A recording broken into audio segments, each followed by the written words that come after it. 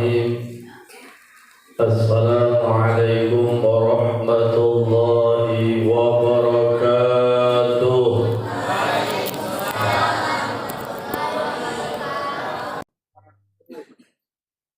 Hamdan wa syukran lillah, salatan wa salaman ala rasulillah wa ala alihi wa sahbihi wa mawalah. Wala haula wala quwwata illa billah, amma ba'd. Allah Ta'ala fi kitabihil karim, a'udzu billahi minasy syaithanir rajim. Bismillahirrahmanirrahim. Syahrul Ramadan alladzi unzila fihil Qur'an hudan linnasi wa bayyinatin minal huda wal furqan. Shadaqallahul azim. Yang saya hormati Badan Kenajiran Masjid Babu Salam beserta dengan seluruh pengurus, yang saya hormati Bapak Ibu, orang-orang tua kami, jemaah sholat tarawih yang dirahmati oleh Allah Subhanahu wa Ta'ala. Bersyukur kita kepada Allah Subhanahu wa Ta'ala, pada malam hari ini kita sudah memasuki malam yang ke-17.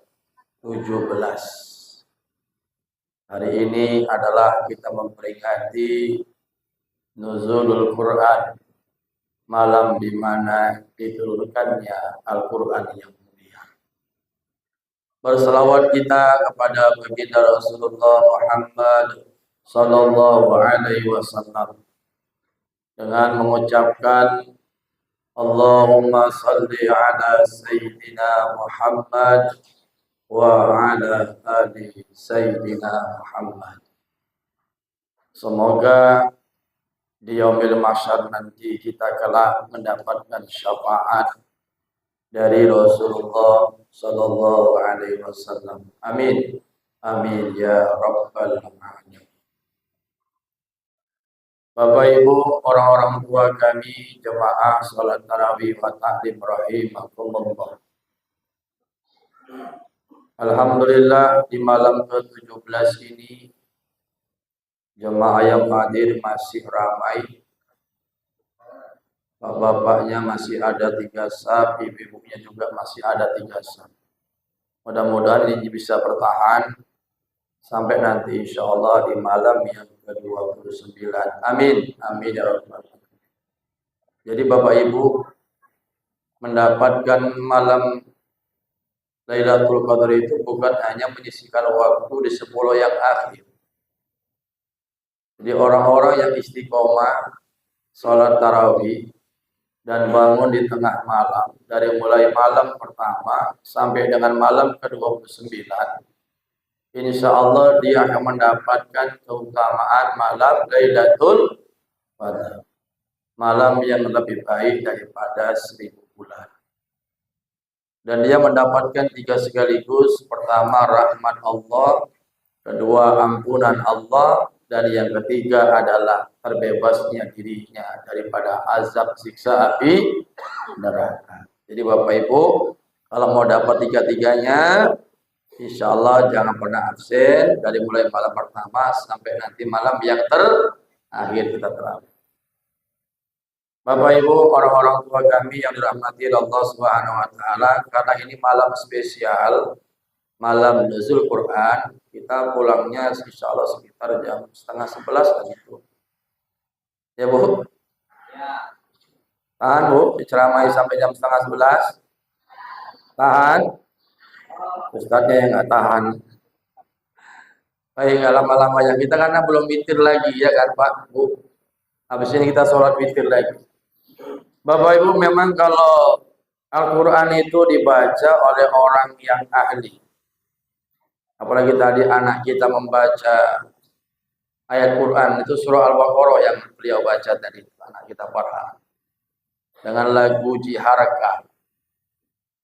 Lagu Jiharka ini salah satu lagu yang disenangi oleh Rasulullah SAW. Dalam riwayat Rasulullah itu kalau sholat, Rasulullah itu baca Fatihah itu membawa lagu Jiharka seperti yang dibaca oleh anak kita tadi.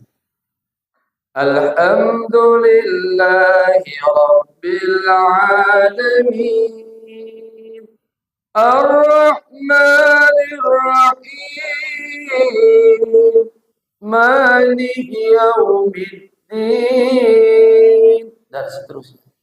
Bagaimana sahabat Nabi tidak khusyuk sholat karena Nabi itu kalau baca ayat indah dan merdu. Seperti itulah tadi gambaran, ya Bapak Ibu, jenis lagu yang dibaca oleh Rasulullah SAW ketika melaksanakan ibadah sholat. Itu belum dibaca yang panjang-panjang itu, Bu, ya kan? Kalau dibaca panjang-panjang tadi, mungkin gitu jamaah kita kan ya, Bu. Itu yang dia baca tadi masih 3 ayat. 3 ayat. Saya bilang jangan panjang-panjang. Ini bukan di pesantren.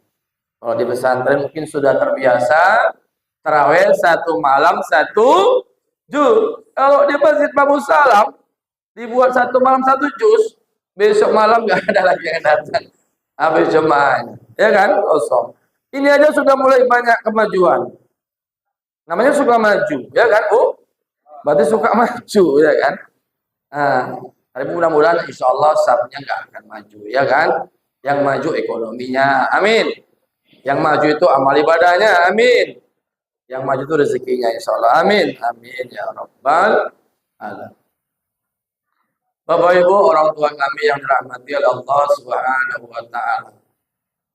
Al-Quran yang mulia yang kita baca setiap hari itu, Bapak Ibu, diturunkan permulaannya di bulan suci Ramadan. Tadi ayatnya sudah dibacakan oleh anak kita, Farhan. Surah Al-Baqarah ayat 185. Bismillahirrahmanirrahim. Syahrul Ramadan alladzi unzila fihi al-Qur'an hudan lin-nasi wa bayyinatin minal huda wal furqan. Bulan Ramadan adalah bulan permulaan diturunkannya Al-Quran. Sebagai apa? Hudan linnas, sebagai petunjuk bagi manusia dan penjelas bagi kitab-kitab yang sebelumnya. Jadi Bapak Ibu, sebelum Allah menurunkan Al-Quran, itu ada kitab-kitab sebelumnya. Yang pertama namanya kitab Taurat, diturunkan kepada Nabi Musa. Yang kedua kitab Zabur, diturunkan kepada Nabi Daud. Yang ketiga kitab Injil, diturunkan kepada Nabi Isa. Tapi ingat, kitab Injil yang diturunkan oleh Nabi Isa itu berbeda dengan kitab Injil yang sekarang.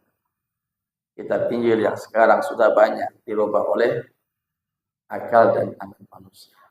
Barulah sebagai penyempurna daripada kitab-kitab sebelumnya, Allah menurunkan Al-Quran sebagai mukjizat terbesar bagi diri seorang Rasulullah Muhammad sallallahu alaihi. Jika ditanya nanti anak-anak, apa mukjizat terbesar Rasulullah? Jawabannya adalah Al-Quran. Jadi ya Bapak Ibu, kita beruntung memiliki pedoman hidup yang disebut dengan Al-Quran. Itulah sumber hukum kita yang paling utama. Sebenarnya kalau kita bisa merujuk kepada Al-Quran, Bapak Ibu, itu isinya lengkap. Tentang iman ada, tentang akhlak ada, tentang adab ada, tentang hukum ada, tentang ekonomi ada, segala sesuatunya ada di Al-Quran. Tetapi banyak orang hari ini tidak mengkaji Al-Quran secara mendalam. Padahal Bapak Ibu, Kalau kita dalam hidup dan kehidupan ini, kehidupan kita sesuai dengan tuntunan Al-Quranul Karim, insya Allah hidup kita akan selamat dunia dan akhirat. Kata Nabi, "Rabbikum amroini, fa in tamassaktum bihi ma lan tadillu abada, alaiya al-Qur'an wa sunnah." Telah aku tinggalkan kepadamu dua pusaka, kata Nabi, yang selama kamu berpegang kepada dua pusaka ini, kamu nggak akan tersesat untuk selama-lamanya. Apakah dua pusaka yang ditinggalkan Nabi itu? Pertama adalah Al-Quran, dan yang kedua adalah Sunnah Rasulullah Sallallahu Alaihi Wasallam. Bapak Ibu, orang-orang tua kami yang dirahmati oleh Allah Subhanahu Wa Taala, Al-Quranul Karim itu diturunkan bukan sekaligus.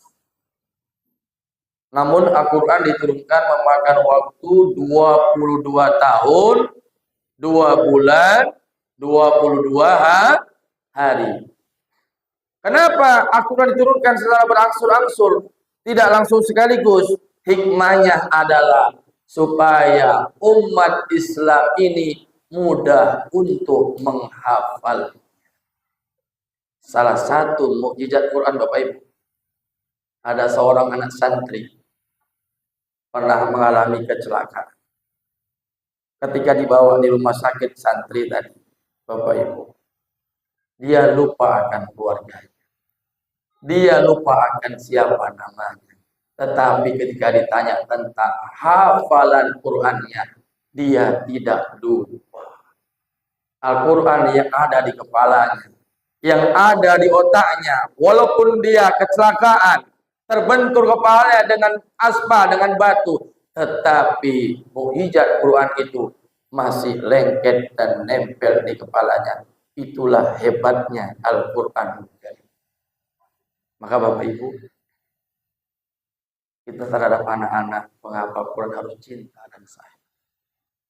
Kalau kita punya cucu, punya anak yang dia seorang ahli Quran, beruntunglah Bapak Ibu. Kenapa?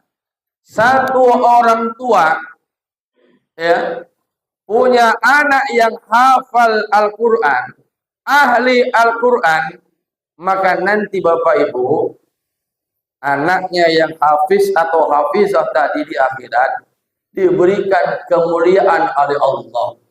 Apa kemuliaannya? Bisa membawa 10 orang ahli keluarganya yang sudah jelas masuk neraka, bisa dia selamatkan atas izin Allah, atas keberkahan dia telah menghafal ayat-ayat Allah Subhanahu wa Ta'ala. Pertanyaan saya Bapak Ibu, kalaulah ada di keluarga kita satu anak hafal Quran atau cucu kita, di antara 10 orang ahli keluarganya yang bisa dia bawa menuju surga, kira-kira siapalah yang akan dia selamatkan pertama sekali? Pasti orang ayah, ibu, kakek, nenek, uak, abang, adik. Itu kalau habis.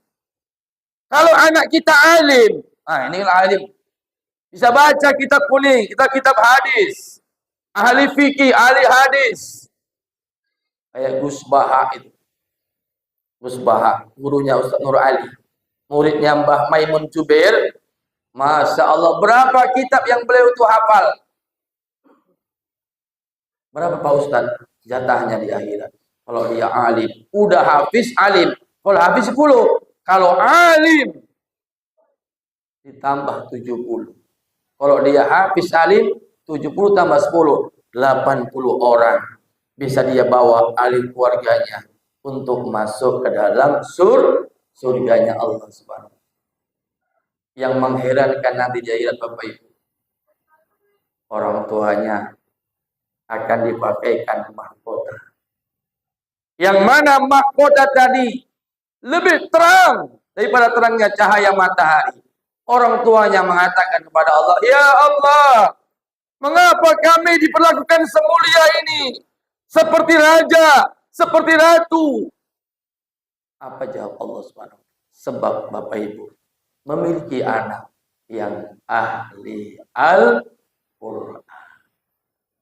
Maka Bapak Ibu, ini anak-anak kita ini, cucu-cucu kita jangan semua disekolahkan di sekolah umum. Dari sekian banyak cucu atau anak kita, masukkanlah mereka di pondok pesantren tahfizul Quran. Tuh tengok tadi belajar buktinya kan bu ini. Anak payah bakung dekat sih. Farhan namanya. Dulu mondok di Darul Quran Al-Mursyidiyah Ustaz Muaz. Dia sekarang ambil alim di pondok pesantren Ustaz Nur Ali Darut Tauhid. Apa enggak bangga nanti orang tuanya di akhir? Apa enggak senang nanti orang tuanya di akhir? Bapak Ibu ingat, gara-gara anak orang tua bisa masuk surga, dan juga gara-gara anak orang tua bisa masuk neraka. Maka didiklah anak-anak kita mulai hari ini agar mereka bukan cinta kepada tablet. Tahu tablet? Yang lebar segini, setan gepeng yang petak panjang, apa namanya? Handphone. Ustadz bilang handphone itu setan gepeng. Tengoklah Bapak Ibu anak-anak hari ini, kalau sudah selesai belajar pulang sekolah yang dipegang setan gepeng. Ya, nah ini dia contohnya ini. Maka Bapak Ibu, anak kita itu biasakan untuk cerdas otak, Pak Ashab. Ini sudah diteliti. Ternyata Bapak Ibu, anak-anak kita kalau istiqomah baca Quran 2 kali, sehari 2 kali saja. Ba'da subuh sama ba'da sholat maghrib, sudah diteliti oleh pakar kesehatan, ternyata itu mampu merestart ulang otak kita, sehingga otak kita menjadi otak yang cerdas. Tengok, rata-rata Bapak Ibu, anak-anak sekolah yang cerdas, satu yang ahli sholat, ahli ibadah. Yang kedua adalah anak-anak yang rutin ahli dalam membaca Al-Quran. Nggak mungkin anak yang nggak cerdas bisa menghafal Quran kalau dia nggak diberikan keistimewaan oleh Allah Subhanahu Wa Taala. Kenapa? Karena dia suka mengulang-ulang bacaan Al-Quran. Kita juga bisa bu hafal Quran, Pak Ustaz. Kami hafal Pak Ustaz. Ayat yang mana? Juz 30. Surah yang mana? Itu Pak Ustaz yang 4 itu, yang kul itu. Qul ya ayyuhal kafirun, qul wallahu ahad, qul lil falaq, qul a'udzu. Kalau sembahyang ayatnya itu aja. Maghrib itu, Isya itu, sampai malaikat nandai. Pasti Ibu ini surat kul lagi ya, saking seringnya. Bapak Ibu, kenapalah orang-orang tua kita dulu ya, kalau anak mau khitan disuruh khataman Quran. Ada kan Pak? Dulu Pak. Masih ingat saya dulu gitu Pak. Satu hari besok mau dikhitan, sehari sebelumnya khataman Quran. Dalam waktu cuma 2 bulan atau 1 bulan. Tengok, pengantin zaman dulu. Kedua mempelai, sebelum besoknya dia akad nikah. Apa yang dilakukan orang tua dulu sama pengantin itu sebelum menikah? Khataman Quran. Sekarang, mana ada pengantin sebelum akad nikah acaranya khataman Quran? Itu dulu. Maka rata-rata dulu berkah rumah tangganya. Anak-anak kita dulu soleh jadinya. Kenapa? Sebelum dia walimah, mengadakan acara pesta, sebelumnya diberkahi dengan keberkahan membaca Al-Quranul Karim. Maunya itu dibuat lagi sekarang. Anak mau khitan, khataman sebelum. Anak kita mau nikah, mau pesta, khataman sebelumnya. Barokah. Jadi acara kita ini sebelum dimulai, dibacakan dulu ayat Quran. Itu kata Allah, lihat dalam Al-Quran surah Al-A'raf ayat 208. Bismillahirrahmanirrahim. Wa idza quri'al Qur'an fastami'u lahu wa ansitu la'allakum turhamun. Apabila dibacakan ayat suci Al-Quran, dengarkan baik-baik, simak dengan sesama. La'allakum turhamun. Mudah-mudahan kamu mendapatkan rahmat dari Allah Subhanahu Wa Taala. Yang baca dapat rahmat, yang dengarkan dapat rahmat. Yang baca dapat pahala, yang dengarkan juga dapat pahala. Maka Bapak Ibu, adabnya kalau ada orang baca Quran jangan cerita. Baik di acara maulid, di acara Isra Mi'raj, dan di acara-acara yang lain. Dengarkan Bapak Ibu. Kenapa? Karena yang dibaca itu adalah ayat-ayat Allah Subhanahu wa Ta'ala. Bapak Ibu, orang tua kami yang dirahmati oleh Allah Subhanahu wa Ta'ala. Maka di malam memperingati nuzul Quran ini Bapak Ibu, saya mau menyampaikan pertama, jadikan Quran itu menjadi bacaan rutin kita. Tengok itu pengertian Quran dari kata qoro'a, yaqra'u Qur'anan. Apa artinya? Baca. Tapi banyak hari ini Quran hanya disimpan di lemari, berdebu, nggak pernah dibaca. Banyak kita dikasih Al-Quran, ini wakaf dari si fulan, dikasih ini Quran, tapi semua nggak pernah kita baca. Padahal momentum Ramadan ini Bapak Ibu adalah momentum yang sangat tepat untuk kita memperbanyak membaca Al-Quran. Di antara 3 amalan pokok di bulan Ramadan yang jangan sampai tinggal, salah satunya adalah memperbanyak membaca Al-Quran. Coba kita ngaji pribadi Bapak Ibu. Niatlah sampai dengan nanti malam 30 kita sudah hafal. Berarti kalau Ibu dari start juz pertama, berarti malam ini sudah harusnya kita masuk juz ke-17 atau juz 16 masuk 17, sehingga nanti selesai sholat tarawih di malam ke-30 kita sudah khatam Al-Quran. Pak Ustadz, apa beruntungnya orang yang khatam Al-Quran, kemudian dia buat acara khataman Quran? Orang yang berada di acara khataman Quran, tahukah Bapak Ibu, dia akan didoakan oleh 70.000 malaikat, mendoakan, memintakan ampunan kepada Allah terhadap orang-orang yang hadir di acara khataman Al-Quran. Masjid Babu Salam sudah khataman yang tadarus, Bu? Hah? 3 juz lagi. Masya Allah, berarti malam 21 sudah khatam itu ya? Masa insya Allah. Bu, ya di samping kita khataman ngaji yang rame-rame, coba niat kita khataman untuk ngaji pribadi. Pak Ustadz, bisakah khatam dalam sebulan? Bisa. Bagaimana caranya? 1 hari dibaca 1 juz. One day, 1 juz. Bagaimana caranya? Bisa dapat 1 juz 1 hari. Setiap habis sholat 5 waktu kita baca.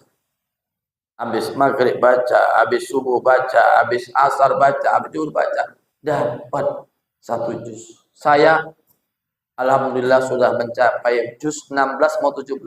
Niat, berniat ingin khatam selesai nanti Ramadan. Ya, karena Bapak Ibu, di bulan Ramadan inilah bulan di mana diturunkan Al-Quran yang mulia, dan kalau kita baca banyak-banyak Al-Quran di bulan yang dimuliakan ini, kita akan mendapatkan lipat ganda pahala dan rahmat dari Allah Subhanahu wa Ta'ala. Itu 1, jadikan bacaan rutin kita. Yang kedua Bapak Ibu, jadikan Al-Quran itu sebagai apa? Syifa, sebagai obat. Masih ingat dulu lagu Tombo Ati? Tombo Ati, ada 5 perkara nih, kaping pisan bocor Quran lan maknane, obat hati ada 5 perkaranya. Yang pertama baca Quran dan mana. Nggak ada salahnya kita baca Quran. Nah itu tengok, oh ini terjemahannya, ini artinya. Oh ini maksudnya, ini maksudnya. Supaya apa? Memperdalam. Begitulah ilmu Allah Subhanahu wa Ta'ala, itu begitu luas. Inilah maknanya, inilah terjemahannya, inilah artinya. Maka Bapak Ibu di rumah-rumah orang Islam itu harus punya Al-Quran terjemah. Makin yakin kita, ya Allah. Contohnya ini. Al-Quran itu sebagai obat. Buka surah Al-Isra ayat 82. Bismillahirrahmanirrahim. Wa nunazzilu minal Qur'ani ma huwa shifaa'u wa rahmatul lil mu'minin. Dan kami telah menurunkan Al-Quran, kata Allah. Untuk apa?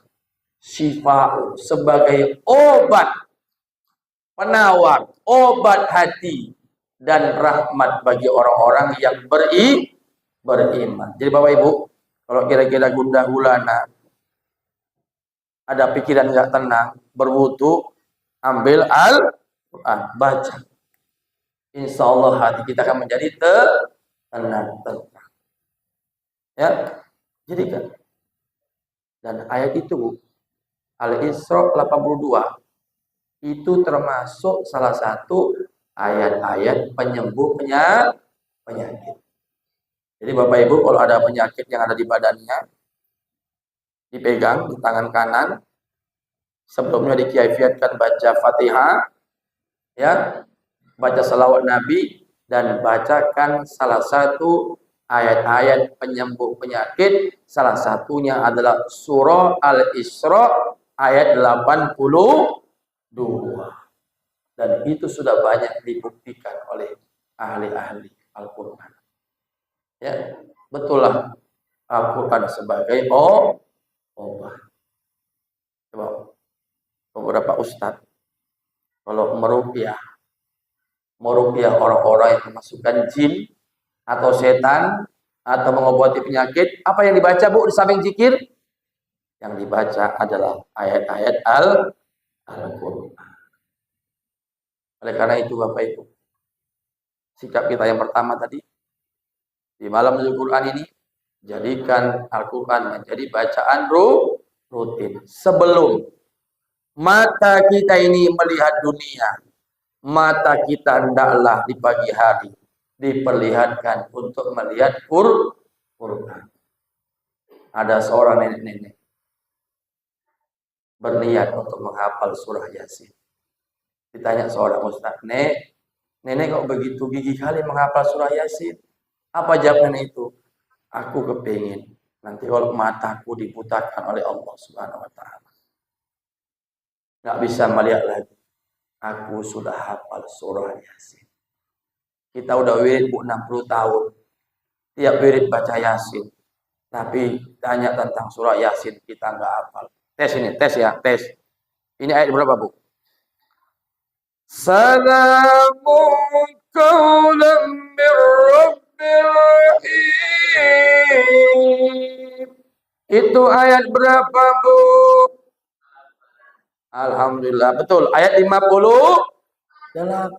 Ada yang saya tanya, ayat berapa Bu? Nggak tahu Pak Ustaz. Bocor ayat Pak Ustaz, nggak dulu ayat di. Ya, nah, dapat sepeda ya. Nanti ambil di belakang. Bapak Ibu orang tua kami yang dirahmati Allah, itulah nanti ucapan selamat dari Allah bagi orang yang akan dimasukkan ke dalam surga.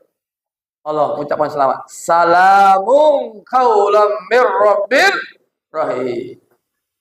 Betapa senangnya kita Bapak Ibu mendapatkan ucapan selamat dari Allah. Kita dapat ucapan selamat dari Pak Kades, Pak Gubernur, Pak Bupati. Senangnya bukan main.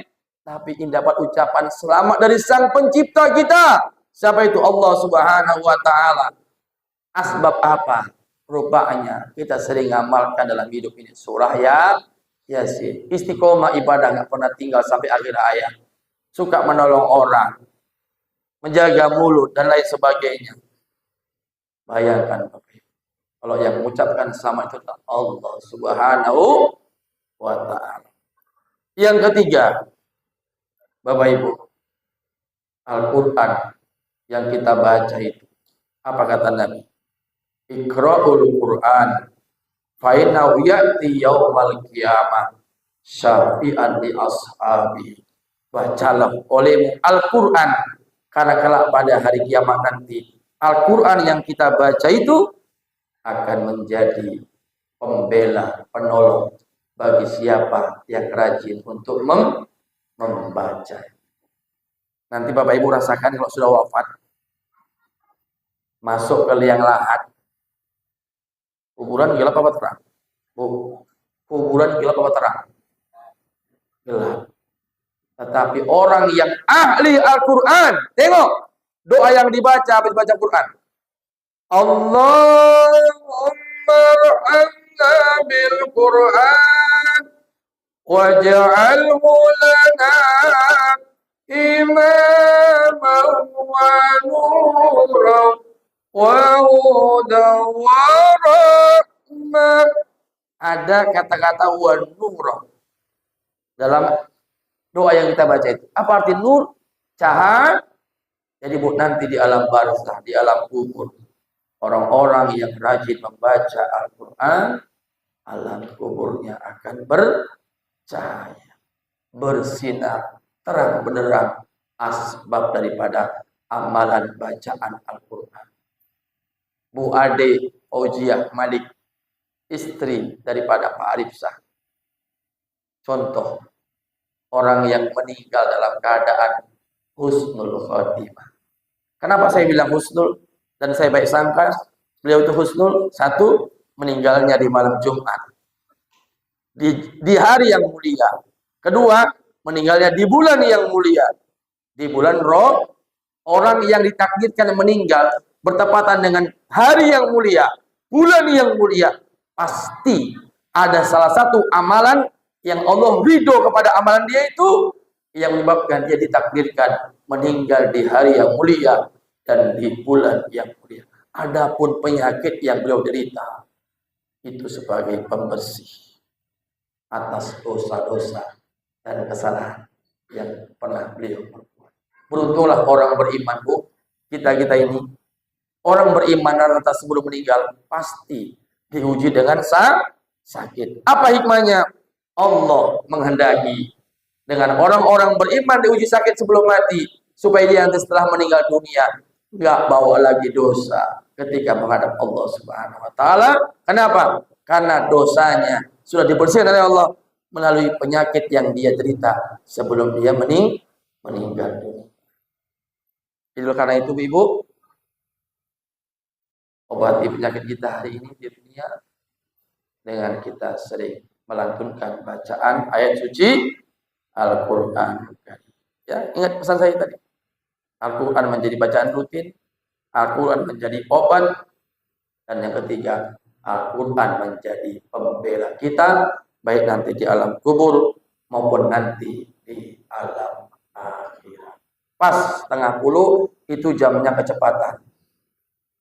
10 menit. Ya, pas setengah 10.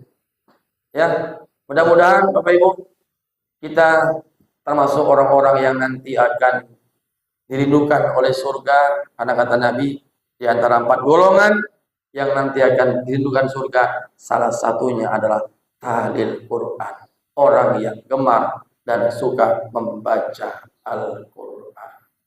Demikian yang dapat disampaikan, mudah-mudahan bermanfaat. Kita ketemu lagi tahun yang akan datang, karena ini ceramah saya yang terakhir. Mudah-mudahan kita masih bertemu lagi di Ramadan 1448 Hijriah. Amin. Amin ya rabbal alamin. Wassalamualaikum warahmatullahi wabarakatuh.